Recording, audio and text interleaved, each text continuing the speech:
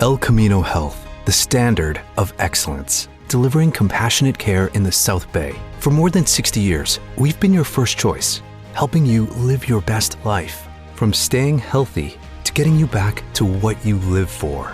Every national recognition is a show of strength. Another success story, built on trust. We're the neighbor always here, for you and your family. El Camino Health, our strength, your health. They marched all the way back and tied this game against Missouri State, and they tied this matchup up. But in the fourth quarter, Missouri State with back-to-back touchdowns to take a lead. Man, not a good day for men's basketball, not necessarily I should say it's a roller coaster of a day for football, but volleyball should be the way that we lead off, Zay, knowing that they clinched a share of the Conference USA regular season title with the win today over FIU. Yeah, they should be the headline, but unfortunately, Miner fans, they're going to focus on the two losses. And you said the doubleheader. UTEP really, they never win these doubleheaders, right? The last time they had one, they lost they didn't lose to Pepperdine. They lost to Loyola Marymount and Liberty on the same day, and now it's trending towards yet another double L as UTEP is going to probably fall to Missouri. And I'll bet you this, guys. I bet the UTEP volleyball won on the last UTEP doubleheader. I bet they did indeed. As Missouri State did make the extra point, they're up now 38-24 over the Miners. This one with under 5 minutes to go, only 3 minutes left. And Zay, yet again, the Miners put themselves in a good situation to try to come back and win. But, man, not able to hold down Missouri State, not able to hold them here in the fourth quarter. Very disappointing right here for the Miners as they came all the way down, or back, I should say, after being down 24-7 when it was at the end of the first half. So now it's 38-24, and Missouri State has scored back-to-back touchdowns here in the fourth quarter. Long sustaining drives for the Bears, by the way, and a topsy-turvy game, a game that's kind of been a roller coaster in all different places. Yeah, and, coming in, we knew it was a battle between UTEP's defense and Missouri State's high-powered offense, and Missouri State's offense has just won today, right? This is the first game that the UTEP defense just hasn't had an answer all game, right? They had some momentum going for them in the third quarter, but that's, the whole UTEP team was on fire in that third quarter. I mean, they outscored them 17-0, and Missouri State was able to calm themselves down and really put together, like you said, long sustaining drives. I mean, the Clark quarterback, he can sling it, man. He can sling it, and he's just been torching this UTEP secondary, who I think is without Neil Campbell today. I believe so, too. I saw Blocker in a ton, and you had your eye on this one last week, Zay, when UTEP was taking on Jack State. Now not necessarily having their best cornerback right now. That's not good at all for the Miners, and only 3 minutes left here in this football game. We'll get back to the football game in a second. Let's talk a little basketball. Our telephone number, 915-505-6009. JT Money back at the studios as well. Help produce the entire show, help produce the entire broadcast. Appreciate both. Zay and, of course, Jason Tafoya here on the program with us as we continue. Utah State defeated UTEP 75-51. Want to give a big shout out to our sponsors here on MinerTalk. Jack in the Box, thinking way outside the box and open 24/7 because cravings don't have a curfew with Jack in the Box. Also, big shout out to Boomy Dental, rooted in El Paso, best dentists you could find. Visit them online at BoomyDental.com. That's BUMIDental.com. Stop by at 1612 Lee Trevino on El Paso's east side, or give them a call at 915-591-2525 today. Also, we're brought to you in part by Thomas Adams Apparel. Learn more about custom orders if you've got a business, if you've got a sports team, whatever it might be. Thomas Adams Apparel can make you stand out with custom hats, polos, hoodies, quarter zips, and plenty more. 100% satisfaction on every order. Visit thomasadamsapparel.com today to start your custom design and elevate your style. That's thomasadamsapparel.com. Also brought to you in part by New Start Homes, the District Pub and Kitchen West at 3233 North Mesa, where they're showing the big one tonight, UFC 322. Islam Makhachev taking on Jack Della Maddalena. Should be a great one. No cover out at the District. Check it out. And if you're watching some UFC tonight, or if you want to watch some more college football tonight, stop by the District Pub and Kitchen West. Also, big shout out to 915 Tours and New Start Homes here on the program. as we continue. Zay, let's go back to basketball. Let's talk a little hoops here on the program today. The Aggies of Utah State demolished the Miners in this one, 75-51. This was UTEP's bye game. Like, they're going to get paid going out to Logan and losing to the Aggies here in Utah State. And Utah State, they looked every bit of that $2 million roster that they're rumored to have. They look high-flying. They simply overpowered, outmatched the Miners, and now UTEP having to collect themselves heading into a 2-week stretch where they close out the month of November, taking on St. Thomas, which should be a big win. That's a team that's on a lower level than the Miners. William and Mary and UAB in the Jacksonville Classic, which should be interesting. And that's how UTEP will wrap up the month of November right here, Zay. Do we know anything about this team yet? Anything at all? I think the things that we do know are probably not great, right? I mean, they struggled to score the ball in the 2 games against Division I opponents, and it's the same story, though. You know, we talked about it last MinerTalk. Say it again, reiterate it. It's the same story that we've seen from these Joe Golding-led teams in the past couple of years. You know, they're going to be good defensively.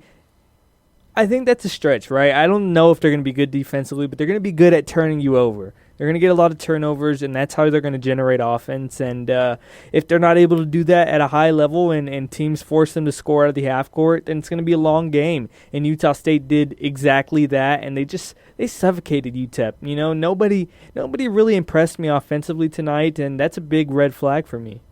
Hey, UTEP just had a turnover on downs for the Miners in football. And quickly switching it back to UTEP versus Missouri State as that game winds down. The Bears are up 38-24, and Skylar Locklear was hurried.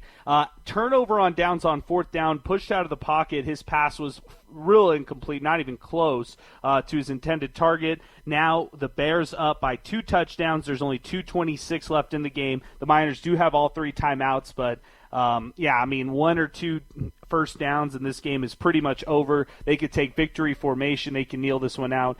And this is another loss for the Miners that they're looking at, staring them right in the face. Zay, you know, when we go back to this basketball game, I look at, again, rebounds. Utah State against the Miners today, 41-24 in the rebound margin. That just looks horrible. And UTEP scores 51 today. Again, another matchup where they score under 60 points. Back-to-back games. I get it, against better teams, but the Miners just couldn't get it done. Elijah Jones being the only Miner to score in double figures. Offense didn't have it, and I think you pointed that out the entire game in this matchup against Utah State. Yeah, I pointed it out so much because it was so evident. I mean, you see bad offenses, you see bad offensive stretches and games from UTEP and really anybody, right? But this one, it was just so obvious, like nothing was going their way. Early in the game, Caleb Blackwell, he had a big 3, deep range, and it gets overturned because it's a shot clock violation. And from then on, right, I kind of knew, like, this is the type of game it's going to be for UTEP. They're just going to struggle to score the basketball, and even in their transition opportunities, they just didn't look great. They didn't look great, and it comes down to the guard play. I was very disappointed with the guard play tonight. Really, nobody was able to generate offense and make plays on the ball, make plays for themselves, and it really did show. Like, I said it 3 or 4 times every time I was tweeting out because, the defense did show up in spurts, but the offense just was a no-show all game. It really was. I mean, no show all game. They have to find some kind of offensive identity. I get it, just 2 games in. Joe Golding talked about it in the coaches show, and we'll spend some time right now talking about the basketball game, and I think we're going to put the basketball game to bed, Zay, right after that, and then we're going to switch it over to some football talk. If we get Sal, great. If we don't hear from Sal, then we'll hear from him after the Battle of I-10 for sure, because he still has the post-game show to attend to. But this one is clearly winding down here in football. They're just over 2 minutes to go. UTEP just burned their first time out. I want to spend some time right now talking basketball. So if you have any basketball thoughts, 915-505-6009, 600 ESPN El Paso on Twitter and X, 600 ESPNElPaso.com, or our free mobile app at 600 ESPN El Paso. This is coming in from Sex Panther Minor. Even the basketball team is hot garbage. This is coming in from Little King Official. Just scrap basketball and football and throw the money at baseball or tiddlywinks. This is from A couple other posts. Tristan Pence, UTEP was not competitive today. That's now 10 losses against the last 11 Division I basketball teams. It's year 5 under Joe Golding, and it looks like another forgettable season. Joe Golding has taken a wrecking ball to the UTEP men's basketball program, and it's all been facilitated by Jim Center. Wow. Blaine McDonough, if I'm not mistaken, Golding earns $25,000 bonus by keeping the losses under 29 points as set in last year's road opener, thus showing marked improvement. Somebody please confirm with Jim Center. Wow.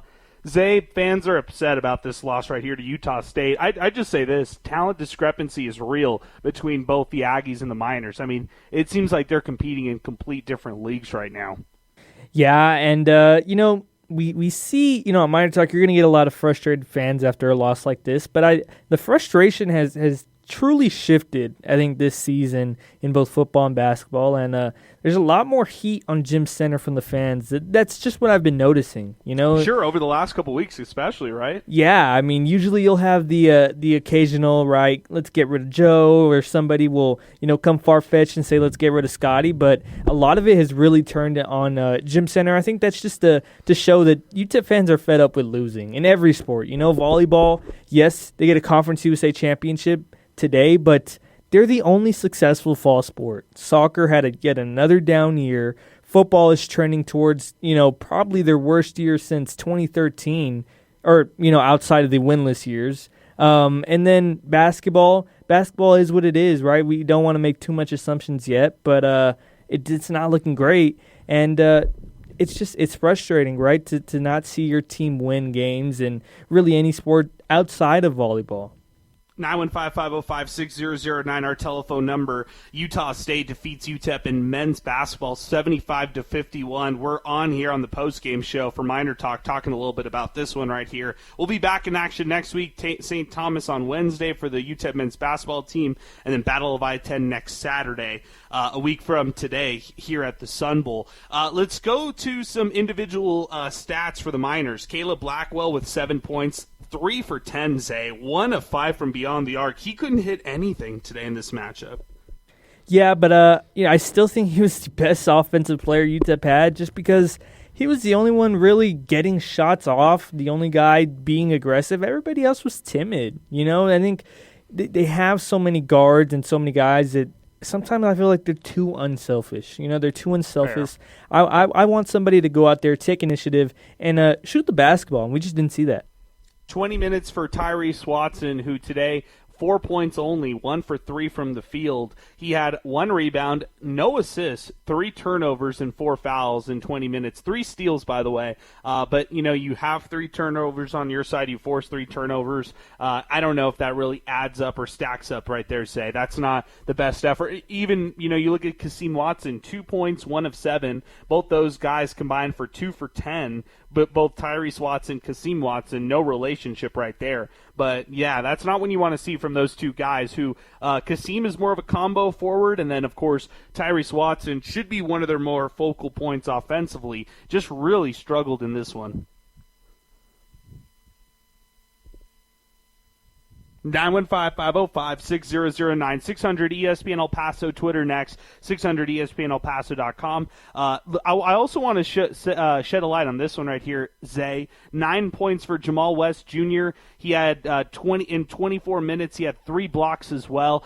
A little bit more of a well-rounded approach from a guy like him. I just, you need it consistently for something like this, Zay. You need to see Elijah Jones. You need to see Jamal West step up in the, inside the paint. And I feel like tonight it's just not enough. Against a team like Utah State, it's not enough. And even though Jamal West had a better game than he had against LMU, still struggled in this one. Yeah, I mean, the Bigs have been extremely disappointing these 2 games. They came out against the Division II guys, the D2, D3, the UT Permian Bay, all of that. And they looked pretty good, It was the first time that I felt really comfortable with UTEP's front court, and I've just changed my mind since then, right? They got manhandled against Loyola Marymount, and they got manhandled here today, right? I'm not going to sugarcoat it. They did not look good, any of them. I mean, you mentioned Kasim. He just hasn't been this offensive scorer UTEP has really expected out of him. And, Jamal West, props to him. We said it last game, he's 6'6", battling these big 6'10", 7-footers, but it's just not there. It's not there. This experiment putting him at the 5, it has not worked. No, it hasn't. Well, not yet, at least. I think they have to figure out an identity with him and figure out a way for him to feel more comfortable at that 5 role at a higher level, right? I mean, because he's done this before. He's played this role before, but he needs to get used to playing this role at a higher level like he is here at UTEP. Let's go to the phones. We got a couple calls to get to, 915-505-6009. A couple more posts coming in on Twitter and X as well, as Missouri State, by the way, in football, winding down their game against the Miners. They're at the UTEP 20, 1 minute, 55 seconds left, just right out of the 2-minute timeout, and their quarterback, Clark, sliding inside the 10-yard line after a nice pickup. They're going to get to just run out the clock and win this one right here. This one's about over. It is, and I saw this one on Twitter. Somebody said, "Put me out of my misery state." Get it? That's good. That's good. Rustin's going to join us first on the phone lines, 915-505-6009. We're presented by Jack in the Box. Rustin, good afternoon, man. What's going on? Oh, nothing much. How are you guys? Long time no talk, Rustin. Good to hear from you, man. Yeah. Give me your thoughts. I think there was a couple things that I noticed in both games. The first one, I'll talk about football, but in football, it was just great to see a comeback. The officiating is not as where I think it needs to be, but I think you put yourself in a position where you got to overcome officiating. We had another interception that it wouldn't have made a difference in the outcome, but another call on a pass interference, and you put yourself in situations where you got to make plays, and so things like that. But the fight to come back is really good. I think you guys. I think it was just a little while ago. I don't know if I caught the whole thing, but somebody, I think it was either you or Zay, somebody had said you could see the discrepancy in the cost of the players. Yeah, and like somebody the had, budget I there. forgot, Yeah. like $2 million or whatever it was, and I'm just not a big fan of the NIL or how it works, but I remember last year at the end of the basketball season, a lot of people saying we just need, I guess the term would be dogs. We just need dogs, right? And I think you got them. The problem is the problem is, and the first answer that's going to come right back, preface to this, to any answer after mine is, well, look at what Missouri State did this year. Look at what Delaware has done this year. And I've been a Miner fan forever, and I've played sports. I've been in it. I can tell you that FCS is just as good as any FBS team. Not long ago, and this year, I could put North Dakota State against a lot of big-name teams, and they could take them out. Not only could they take them out, they'll be real competitive with them. So the notion of the FCS coming up where you kind of go into the thing like, I remember a long time ago when I used to live in El Paso, man, the teams are going to move to 5A. They're going to dominate. It's the same El Paso thing that happens in playoffs every year. I saw it yesterday. So I think the notion has to be this.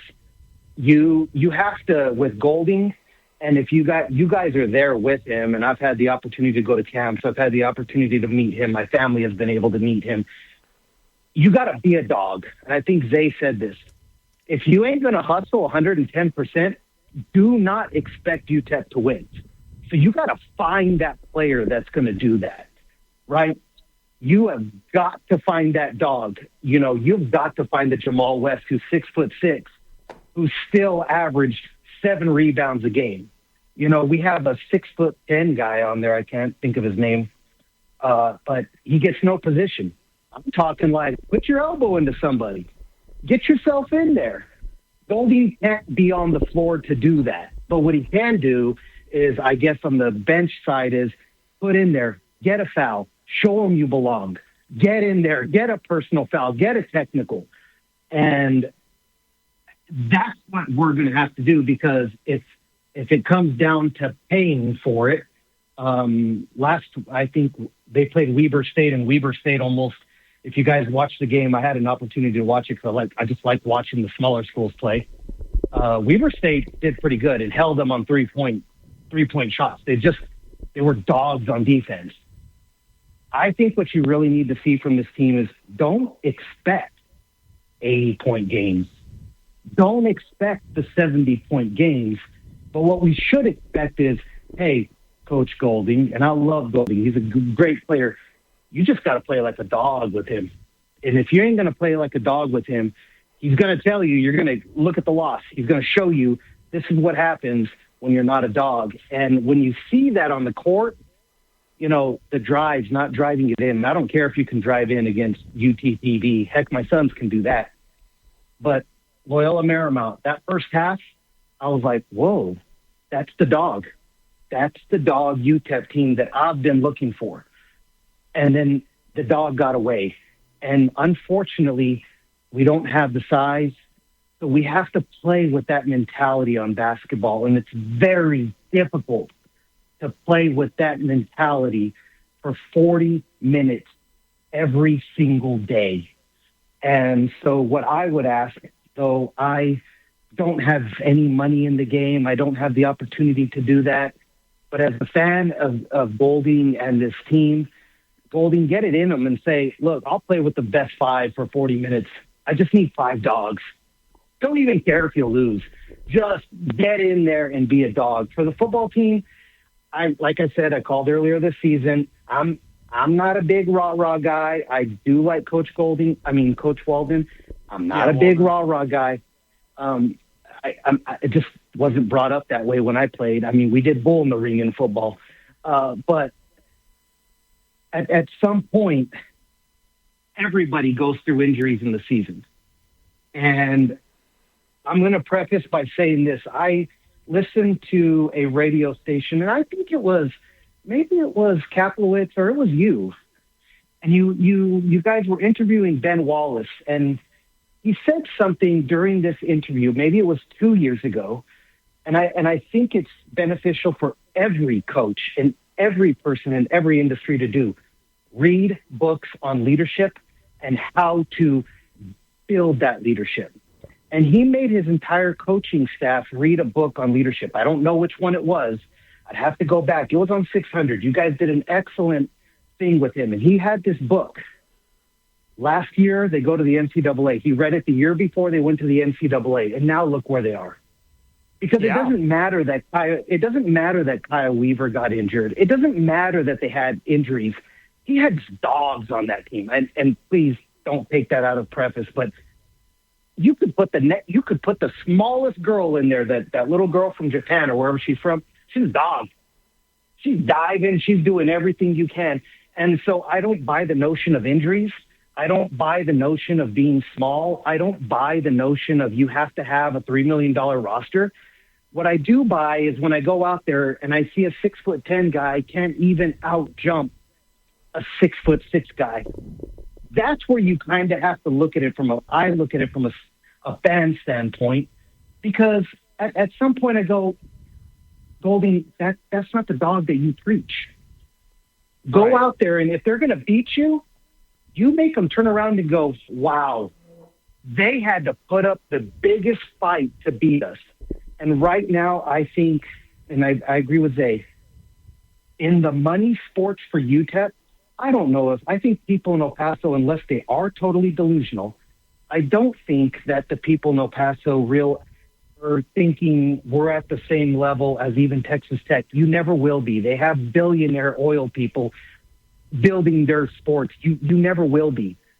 But I do think the people in El Paso do expect you to be a dog. Yeah. Hey, Rustin, I appreciate the phone call, man. Thanks for the good conversation, good monologue on your side talking about it. I'll say this, as far as Ben Wallace goes, he even said it this week, like I asked him about weathering the storm. Like, what does it take to weather the storm this way? And he just credited his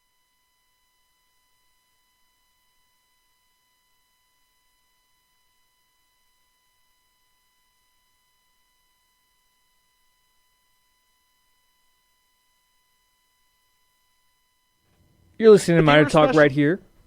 And looks like we got Adrian back. Oh, sorry about that, Zay. Sorry about that, Zay. I was saying over here on the program, Zay, here on the side, that volleyball is one of those teams right there. Volleyball has done such a good job on their side and having so much success year over year, and they've never really made excuses, Zay, not at all. Correct, and I mean they easily could have faltered. There was some moments there where this team easily could have faltered after big losses, right? Last year, they fall to NMSU at home in the semifinals. Their season was on the line there. They easily could have faltered. They were able to make the NCAA tournament after that, battled Oklahoma in 5 sets. I mean, they got dominated. Not even swept. They got dominated at home this year against UCLA. The whole season could have been a downward slope after that, but they didn't. They fought back. And you said it perfectly. They don't make excuses. Kai Weaver goes down. Emma Uskokovic, I mean, she was probably their best player. A lot of people like to point out Kai Weaver. Emma Uskokovic, coming into this year, was probably the best hitter on that team. She goes down with a non-contact injury before the season even starts. And look at them. They have dogs. I mean, you heard Rustin say it. They really do have dogs on that team that they want to win. It's a winning culture, and you see how much that can be done, that, it's the next man up mentality, and it's worked perfectly for them. So you just see the difference in I don't want to discredit Joe Golding and what he's built at UTEP, or Scotty, what he's trying to build, but the cultures in those locker rooms and those programs, I mean, they're night and day. I agree. I think they're night and day as well. As we continue, 915-505-6009, 600 ESPN El Paso, Twitter next. Let's go to the phones. Jake is next with us. Jake, good afternoon. What's going on? Hey, good afternoon, Adrian. Zay, what's up, man? Oh, go ahead, Jay. Jake, you give us your thoughts. Well, I just want to speak some facts real quick, and I got some interesting notes here. I think it's kind of beating a dead horse, talking about getting rid of Center and Golding and possibly Walden. But I think Walden, you're gonna have to wait a couple of years so he could get his, 3 or 4 years in, see what he can build. Because the guys do play hard for him. I think his play calling is questionable, and his overall execution of the game is a little questionable. But I think that could be fixed with the right OC hire and, just some time. But as far as Coach Golding goes and just Center overall with the athletic program, I was doing some math here, and with FIU excluded from this, every other Conference USA school, the city they're in, if you add up the populations of all those cities, it doesn't even equal up to El Paso. It's still below El Paso. For example, Las Cruces out-recruits us almost every year, and you have to fly into El Paso to get to Las Cruces. How are we getting out-recruited and outperformed by, Springfield, Missouri, and, Jacksonville, Alabama, and, Newark, Delaware is more successful than El Paso, Texas? I'm like, part of me wants to think, is it like, do young college guys just not want to live in El Paso anymore because they have so many options and they think that there's just so many better places? But, man, Center just, he's got to come to terms with, he just made the wrong decision, especially when it came to the basketball program. Golding, respectfully to Zay, I don't think he's built anything, to be honest. I think there's no point in preaching defense and having gritty defensive teams when you can't put the ball in the bucket consistently. And he's yet to put together a team that can score efficiently or, consistently in his 5 years here. And, part of me wants to mention, Coach Terry, he wasn't the best X's and O's guys, but geez, man, at least he could recruit some guys that could put the ball in the bucket. And it just seems like we haven't gotten that in so long. And it's kind of sad how we're just getting out-recruited and beaten by these smaller schools. It's something that we've been talking about, Jake, a lot here on the program. I mean, you're kind of blending the two, right? In football, they lose to Missouri State today, and that's a team making that jump. Kind of like Rustin was talking about, FCS to FBS. He kind of minimized it. I won't. I'll say that it's still a tough jump, but these teams, for whatever reason, they're finding success early. Kennesaw State in year 2, Jacksonville State since year 1, Missouri State here in year 1 having success, Delaware for flirting with bowl eligibility, although they can't technically be qualified for bowl eligibility after year one in the mix, but still they're showing a lot of success. So you're mixing that one with the side of Golding, which is, it's 2 games in, right? And they're struggling. This also is a bit of carryover from last season and how disappointed fans were. I think this team, this staff, they're going to have to keep their head down, Jake. And if anything, they're going to have to prove things in January and February, because I don't really see it happening here in November or December where they start to prove to fans who they are, their identity, and all that. I think they're going to have to figure out what they're made of in January when conference play hits and hope that they're a better team by then. I don't know if that's going to happen, though. Yeah, I mean, it's interesting because it's like, all right, Golding, got his extension, and, it's November. Who really cares what the results in Logan, Utah are today or whatever. But, when it comes down to, February and January and March, and, if we continue to lose to these teams that are smaller programs and have less money than us and smaller facilities and smaller cities, like El Paso's got plenty of people there to support and pay, and compared to these small cities, like if we continue to come up short in this tournament, like let's say for the Conference USA tournament, for example, I mean, do you just get rid of Golding after this year? Because if you can't get it done against Missouri State, you're not going to get it done against Nevada. No, and like that's where you really are going to take a next step forward. And I feel the same. Actually, I feel the same way about football, Jake. I think you were saying how Walden over the offseason can make some changes, but I feel the same way about football, maybe even more so. In basketball, there's at least an argument that it's a multi-bid league, to get into the NCAA tournament in the Mountain West. But in football, you really get worried because who's the cellar dwellers in the Mountain West? It was before San Jose. It was before teams like Hawaii and stuff like that. And then what happens when UTEP gets there next year? Is it just automatically UTEP? Are they the cellar dwellers? And do they just struggle in both money-making sports? I don't really know, but it's something that they're going to have to fix, and it is an institutional problem. I appreciate your phone call, Jake. Thanks for weighing in. Zay, let me get your thoughts. Some good phone calls right there. We had both Rustin and Jake, and then, hey, let's talk to Jason. Jason, you give me your thoughts. JT Money, Jason Tafoya, after a good string of phone calls. JT Money here, Adrian, and I'm here. I hear the phone calls. I'm understanding the frustration right now with the basketball team. We're having a slow offense, and the other frustration I'm hearing too, and I especially want to pull this out from Jake's conversation, was the recruiting here. I don't think it's necessarily about young men, young women wanting to come out here to play sports. I don't think that there's not an attraction El Paso has, because we have a very welcoming community. For the part that a lot of recruits might be seeing is the comments that we were talking about earlier. It's the mood in the locker room. It is night and day between some of these programs. And personally, as a recruit, if I'm looking on the inside from out, I don't see UTEP as a very appealing program for basketball or football, because it doesn't seem like they got their locker room in order. And then, something else that's going to be another issue is, well, we've been talking about it and all the time, is just the money. We don't have the money to get higher level athletes. We saw it today with they were bigger than us and they were a little bit better than us. So I hear what you're saying. I agree with the latter more than I agree with the first point that you made. I think it's hard to just say, oh, locker rooms are lost. I think that's a really tough thing to say, or they're not bought in, or they're just not there yet. That's tough to know. Like, I don't want to go that route, but I do agree with you on the latter, and I do agree with you that El Paso is still appealing to all these players when they're recruits. We've heard it from a lot of coaches. Just get them here to El Paso, and convincing them to stay is not as hard as just getting them here to the city in the first place. Zay, let's go back to you. Rustin made some really good points in his phone call. Jake followed it up with some really good points on his phone call, and it's just fans who feel like this is a bigger problem than just losing here in back-to-back games for men's basketball and for football. They're taking some bigger picture storylines away from these losses.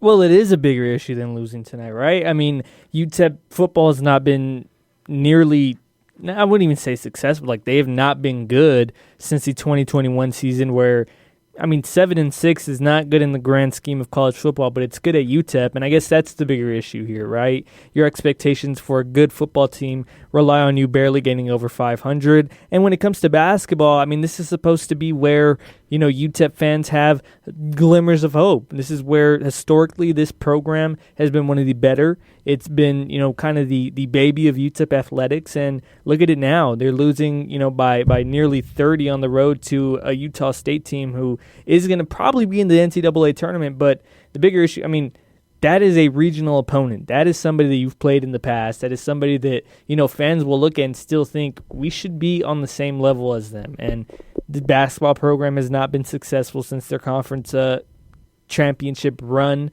a couple years ago. And even then, that season was all but lost before that run. Like, let's say UTEP gets upset. Let's say they don't, somehow miraculously come back and beat Liberty in that first game. Like, we're talking about a completely different world of athletics, and, that's the big issue here. UTEP has not won in the money-making sports consistently this decade. They have not won consistently really since the early 2010s, and that's the big issue here is fans just want to see a winner, and they haven't got that. They haven't gotten it indeed. 915-505-6009, our telephone number, 600 ESPN El Paso, Twitter, and X. UTEP volleyball defeats Florida International. They take a share of the Conference USA regular season championship. Men's basketball falls today. Utah State defeats UTEP 75-51. Football falls today as well. Missouri State defeated UTEP 38-24. Let's talk football now. The Miners, they were down early in this game. Another game where they start off slow.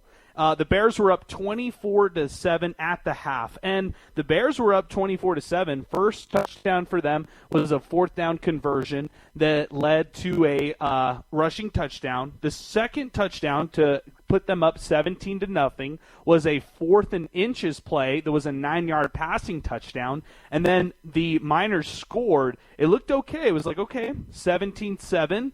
And then right before half, Missouri State finds their way to the end zone. They score, and they go up 24-7 at the half. I thought that was as bad of a first half as you can get today. That was terrible of what I saw from football in that first period. Yeah, it was very, very bad, and it's a slow start. It's a slow start over and over again. So let me get to some calls. All right, let's do it. 915-505-6009. Second half, the Miners come roaring back. 17 points unanswered. Momentum is all on their side. They tie the game up. How crazy is that? It's back-to-back-to-back games where the Miners are tied with their opponent going into the fourth quarter. And even though they look good in the third quarter, and even though they're making some kind of tangible progress offensively, playing complementary football is still something UTEP is trying to learn. And for football, they were not able to hold up defensively. They allowed 2 touchdowns in the fourth quarter. Offense couldn't generate anything in the fourth quarter, and the game was over, 38-24. Look at how that fourth quarter went for Missouri State. They have a long 6-minute drive that ends in a touchdown, 75-yard touchdown drive. They give it back to UTEP. 3 and out by the Miner offense. Then Missouri State gets the ball back, a long 74-yard touchdown drive, and they punch it in with another one and score. 38-24 is the lead and is the win for Missouri State, Zay. And that's how it all finishes up. It was the tale of quarters, not even the tale of halves. It was just a flip and flop between a roller coaster of a game. Yeah, and just disappointing, right? You'd rather lose by... they still lose by double digits, but in a way, this game was so winnable in the fourth quarter. That's why UTEP fans are so frustrated because, you felt it. They were right there, but they've been right there all year, right? And we know what this pressure is going to be like. This team is getting better. This team is getting closer. We're right there. I know you guys don't see it. We're right there. That's been the story all year. They're right there, and they haven't been able to get over that hump to actually win the games that they need to go out there and do. And it's sad. I said it last MinerTalk. I'll say it again. You're not going to have opportunities against, let's call it what it is, the worst conference in FBS football anymore. You're not going to have opportunities against a Missouri State team that should not have 7 wins. All respect to them. If they're in any other conference, they're not 7-3 right now. Conference USA is a terrible conference that gives you an opportunity to win week in and week out that you're not going to get in the Mountain West. And so they need to find ways to clean this one up before that happens. And, it's just disappointing. You got the pump block. This game is tied. And the defense just absolutely falters when they really needed them the most. Let's go to the phones, 915-505-6009. We're taking calls. If you want to weigh in, now is the time to do it, 915-505-6009. We can talk basketball. We can talk football. We could even talk volleyball. Ace is going to join us next on the phone lines. Ace, good afternoon. What's going on?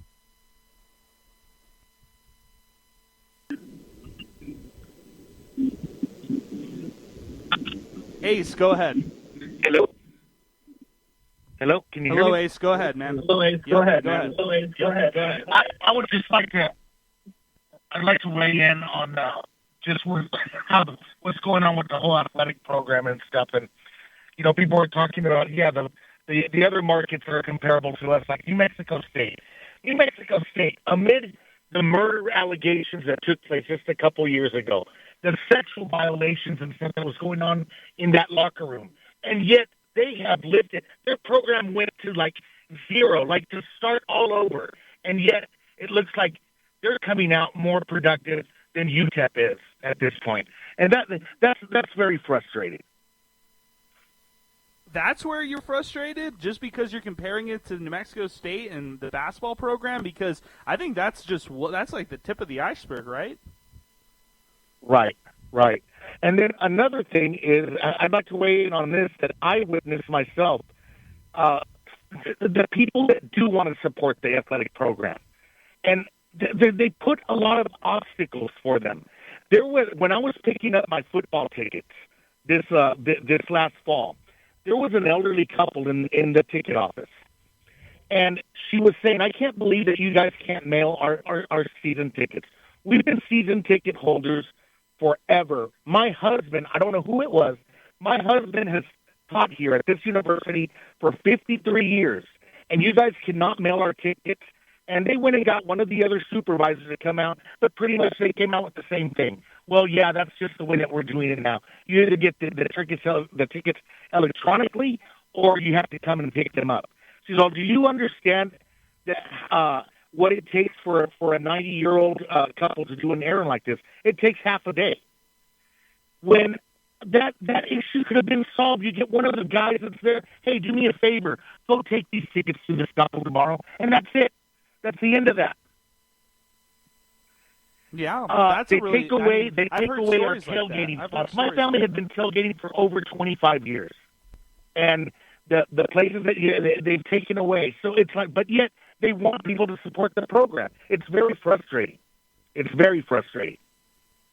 I hear you, Ace. I appreciate your phone call, man. Thank you for weighing in. 915-505-6009. We've heard those stories before, and it's, as far as being conducive to fans and to being conducive to certain fans who've been loyal their whole lives, like that story right there. We've heard stories like that too, and hate hearing stories like that. So appreciate your thoughts, Ace. I thank you for calling in on the program and voicing your frustrations. 915-505-6009, our telephone number. Missouri State in football beats UTEP 38-24. A couple stats, to talk about and to go over here on the program. Skylar Locklear, 14-29, 125 yards. He had 2 rushing touchdowns, 56 rushing yards on the ground, 16 attempts on the ground as well. On the other side, you look at their quarterback, and a tall quarterback in Jacob Clark. By the way, I like what he does. 30 of 39 through the air. 330 passing yards, 4 passing touchdowns in this matchup. He leads Missouri State to 436 of total offense. UTEP, Zay, with only 240 yards of total offense on their side. Yeah, and the funny part is a lot of people are going to blame the defense, but the offense was half asleep most of this game, right? They only scored 2 touchdowns, have that field goal, and it's a story. Fans probably sick of it. The offense really doesn't show up, and they're not playing complimentary football. Like, I know we get those comments a lot, but they really aren't, right? It feels like when the offense is firing, they're looking good. The defense just isn't having a good, drive or two, and vice versa, right? They're not playing off each other, and it's killing UTEP. That's why we're seeing them crawl back into these games, but one side falters, and just like that, it all crumbles down. let's go over to Twitter and X. We'll read some comments. We'll start to wind down the show. And I appreciate you, Zay. I appreciate Jason Tafoya. Sal Monta is probably not going to make it with us here on the program today because of the post-game show with us right now. Atha 99. And people wanted the basketball season to start considering how bad football was. At least Scotty is in his second year. Golding has...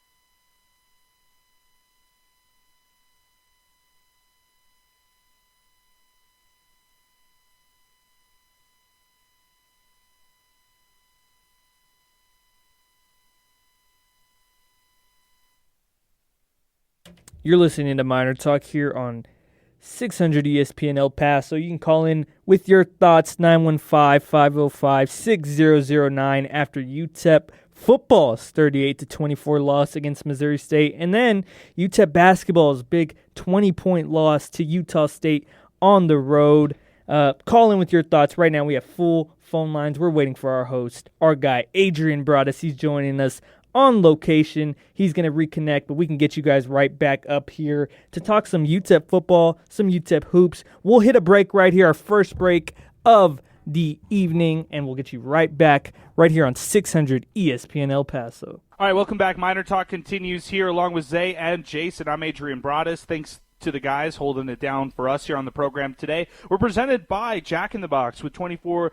They're open 24/7, 365 because cravings don't have a curfew. Couple tweets to get to on Twitter and X. This is coming in from Poncho. Embarrassing loss to a team to a new to FBS. Scotty Walden can say all he wants about progress and getting close to breaking out, but at the end his teams can't win. The defense failed to show up when they were needed most. David Castro, amazing state of affairs when Missouri State is closer to sifting a conference championship in year one than UTEP football will ever be. Truly inspiring stuff. Hashtag pathetic, hashtag sarcasm. Tim at that El Paso guy, what is there to even say anymore that hasn't been said week after week? Same song and dance, literally from Walden. Nothing but a cheerleader. He's not Division I coach material. What else is going to take for center to grow a pair and fire him? Wow. Tough stuff right there. Matthew Castro, Gym Center will continue to point the finger at El Paso's community for lack of support and resources. So how does school like Missouri State get it done? Scotty Walden will say it takes time to build a program. Missouri State figured out FBS in year one. Embarrassing. Angry Tim Floyd, an embarrassing display from Walden on the sideline with his tantrums. The face of the program has turned into an embarrassment. No pride left. Oh, man. Pick my axe 915. Had expectations of 5 wins this year. That's now unreachable. This team is bad enough. UTEP may not reach last year's win total. Between the terrible football and basketball teams, apathy of this athletic department is setting in. Back to the phone lines. Let's go to it. Cruz is going to join us first. 915-505-6009. Cruz, good afternoon, man. What's going on? Good afternoon. Hey, but if you go to high school football games here locally, a lot of parents go in groups, and they talk amongst themselves, and they even talk to the younger students. They have a brother playing football, and they talk to younger brothers and sisters. And they talk about, they don't want to come here because, we're losing traditions. We haven't won. And they say there's nothing to do here. And they also point out we don't back the teams up enough.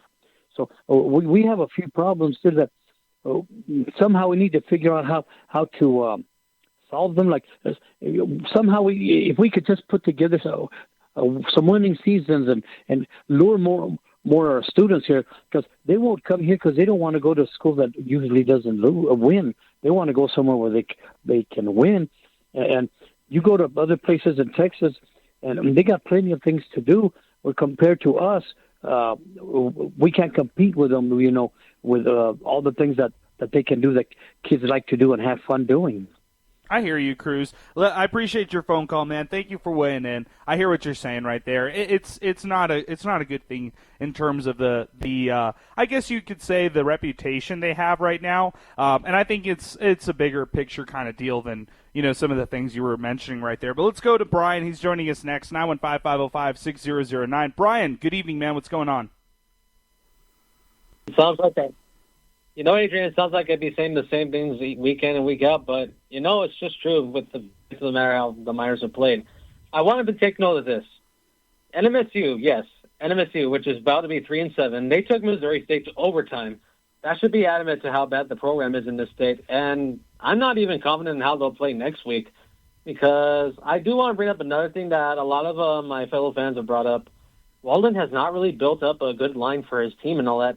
The way Walden's scheme runs requires a decent O-line, but he hasn't been able to build that here at the university and all that, because no matter who you put in at quarterback, it's not going to matter because your run game is not there due to no line. And when you have no run game, you have to pass a lot, and that results in a bunch of bad decisions and terrible football all around. And overall, a lot of what I wanted to say was done by a previous caller, especially on the dog part, but I will mention one thing. A lot of our NL money went to a guy who's riding our bench right now. So that's all I really got to say, Adrian. Frustrating on multiple fronts. I appreciate it, Brian. Thank you for weighing in. Alluding to Malachi right there being the guy who's occupying a lot of that NIL, but obviously not playing right now. Let's keep it moving on the phone lines. 915-505-6009. George is next up with us this afternoon. I keep saying evening and then afternoon. It's the afternoon still. George, good afternoon, man. What's going on? How's it going, Nate?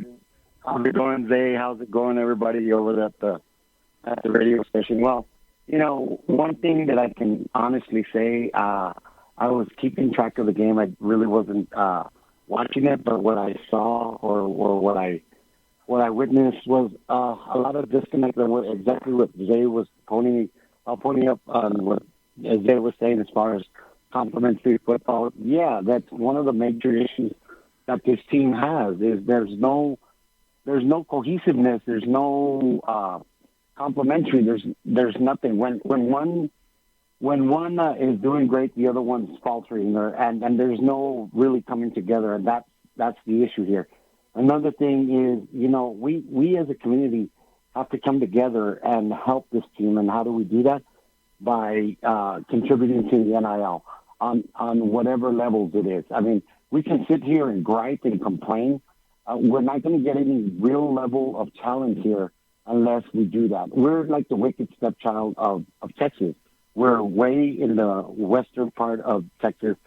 A lot of people don't even know us, and what they do know is they know that Juarez, and everybody knows that that's pretty dangerous, but they correlate that with El Paso. Not only that, the fact that the basketball team is still not playing at its level. We have to give it a chance to go into. This is the second game in the early season. I mean, let's talk about this when January, February rolls around, right? You can't do it right now. I mean, you cannot evaluate a team based on two losses. I mean, really, realistically, let's be honest. Let's give the team a chance to get. He had to start from scratch. Golden did. So you have to give him that opportunity to get this team together, playing together, because these guys have not played together. They don't know each other. He had to really literally start from scratch again. And, yeah, it's very easy for us to say, hey, from the outside looking in, hey, we want success. Well, you got to wait. You got to give it time for these players to get to know each other and get to know their strengths so that way they can get something going, build something. You can't just right off the bat because this is going bad. Just head for the hills. You got to give it time to develop. As far as the football team, we know and we're expecting the best, but we don't get it. And I get the frustration. But at the same time, our NIL money is sitting down right in the bench. Well, then what we have to do as a community is come together and support by supporting financially. All the Paul Fosters in the world can help as much as they can, but it takes everyone as a collective to help this university. I agree. Hey, George, I agree. I appreciate your phone call, man. Thank you for weighing in. I would also say this. It's not just, not just on the fans. I would say this. It's also a commitment from the university, the administration. I'm talking from the top, like with Heather Wilson for NIL. And that includes trying to push the needle. That includes trying to get more NIL resources through other ways that they can get it outside of maybe even their alumni base or donor base, and being creative with that. So I appreciate your phone call, George. Thank you for weighing in. Zay, I want to bring you back in for for your thoughts on that one right there, because that was a lot that George said. We had some good comments also from frustrations boiling up from fans. I just think it's hard. We've talked about this before. What's easier to do? Support when they're winning or support when they're losing? And right now, your dad and George was talking about how they were, they've got to have some momentum even when they're down, even when they're not having success. And I think that's hard for a lot of fans to support when they're down, when they're simply not doing well. Yeah, I mean, who wants to sink money into a program that just lost to an FBS newcomer? Who wants to sink money into a program that just got destroyed by, a team that everybody expects you to be on par with? I mean, nobody wants to support, especially financially, losing programs. I mean, those that have donated in the past, look what they've gotten out of it. You got, a basketball team that's lost 10 of their last 11 to Division I opponents. You've got a football team that is 2-8, and they're trending towards yet another disappointing season. I mean, there's no momentum when it comes to, fans wanting to donate. You're not going to get many opportunities to ask the community to give you money when you're losing, right? Maybe right. The only you have to somehow sell a winning program to not only the players in your locker room, but to the fans. And right now, there's not much you can sell after today's losses. I'm going to just give some final thoughts here on the program. I think we've had some great calls, some great posts that have come in. Shout out to George Wahardo. He checked in. Losing to essentially FCS schools means UTEP should be at the FCS level. I can't fathom how this program still can't figure this out. AD Center and President Wilson, however, deserve the lion's share of the blame. What do you guys think? I mean, look, like everybody wants to comment on the admin. I think they have to take a real look inward after these years, especially after football, and reassess on how they want to move forward. I'm not saying firing people left and right, but I think they have to take a good look in the mirror and see how they can actually win in these athletic programs moving forward. I mean, dwindling attendance, losing after losing, it just goes on and on. Zay, I'll give you some final thoughts on both men's basketball and football, and if you want to sprinkle in some volleyball, go ahead. Give me some final thoughts here as we wind down MinerTalk. Yeah, I mean, the big one for me is it's disappointing, right? It's a disappointing loss, yet here we are once again, another MinerTalk where fans are angry and fans are fed up. So UTEP needs to find a way to win, right? They need to find a way to win games, and that's both basketball and football, because even the diehard fans are slowly giving out, and the future just isn't bright right now. It's a sombering, like something we don't want to talk about, but that's the truth, right? Who's going to come to the games in 10, 20 years? The people that are at UTEP right now, the young people like myself, like my age, and the most winning that they've gotten to see in the 2020s was a 7-5 football team, a 20-win basketball team. Like, you're not building your fan base from the bottom up. No, you're not. No, you're not on that. Hey, Javier, I appreciate your call. Let's go to you real quick here on the program with some final thoughts. 915-505-6009. This is our last caller here, and Javier, who's joining us this afternoon. Go ahead, Javier. Thanks, Adrian. I'm calling from Denver, and I'm just really upset with these calls about the fans having to step up. Like first of all, like El Paso doesn't have as many resources, and second of all, like we've always stepped up. We've always led the conferences in whatever conference we've been, right? Like in attendance and even the down years, Javier. Even the down years. Exactly. It's time for President Wilson to hear our voice and to put accountability on Jim Center, because we've led the conference like in fans, and it's just ridiculous. Like the fact that Coach Golding got extended, I mean, that says a lot, when most of the fans were against it, and so it was upsetting, and this is the result of it. So those are my comments. Thank you. Good job, Javier. I appreciate your phone call, man. Thank you for weighing in. 915-505-6009. Winding down the show here on the program. It's been a great program. We really appreciate everybody here joining us on MinerTalk, 600 ESPN El Paso, Twitter, and X. And then, of course, check us out, 600 ESPN El Paso, our free mobile app. Can't thank Jason Tafoya enough. Thank can't thank Zay Galindo enough for all their help here on the program today. But we're going to wind it down here on the program. My final thoughts here, men's basketball back in action next week. We're not going to get much from them. They're going to have to do their work in practice, and we'll learn a little bit more about them in the Jacksonville Classic. For football, 2-8, Battle of I-10, I still see them beating New Mexico State, but we can talk about that all of next week. Battle of I-10 week, rivalry week between the Miners and the Aggies starting up next week. That'll do it for us here on the program. For Zay Galindo, for Jason Tafoya, I'm Adrian Broadus. We're signing off tonight, and thank you so much for listening to Miner Talk, brought to you by Jack in the Box on 600 ESPN El Paso.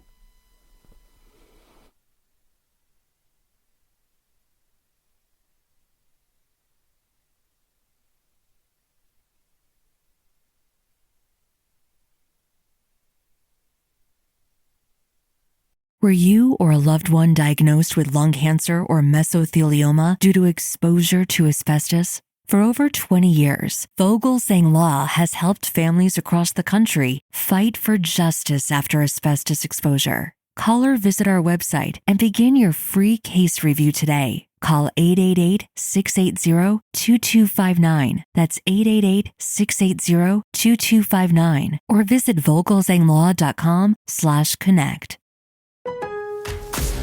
Lowe's knows that saving is always top of mind, especially this season. That's why we've picked some great deals for early Black Friday. Get free select DeWalt, Cobalt, or Craftsman tools when you buy a select battery or combo kit. More tools? Why not? Plus, we've got select pre-lit artificial Christmas trees starting at $59.98 because it's never too early to think Christmas. Get Black Friday prices without the crowds. Lowe's, we help, you save. While supplies last, selection varies by location.